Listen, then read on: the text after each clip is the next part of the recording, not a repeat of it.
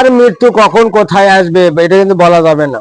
গতকালকে গাইবান্ধা মহিমাগঞ্জে এই বক্তাটা বয়ান করার সময়, ওয়াজ করার সময় তার কিন্তু মৃত্যু করে, স্ট্রোক করে সেই স্টেজেই অজ্ঞান হয়ে পড়ছে। পুরো হাসপাতালে নিয়ে যাওয়ার পরে তার ডাক্তাররা তাকে মৃত্যু ঘোষণা করছে।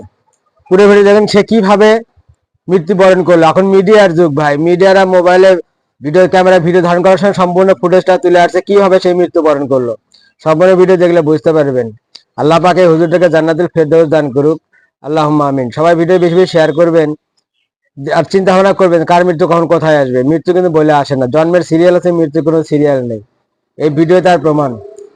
সুস্থ একজন মানুষ ওয়াজ করতে গেছে, সবাই বলতেছে মানে কারেন্ট শর্ট খাচ্ছে, পরে মাইকটাও সরালো, কিন্তু না, কারেন্ট শর্টের আস্তে আস্তে কিভাবে মৃত্যুর করে তার ঢলে পড়লে দেখুন।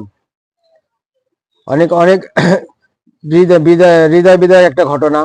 এরকম ঘটনা অনেকেই ঘটছে, কিন্তু এটাও আমার দেখা ফার্স্ট টাইমে।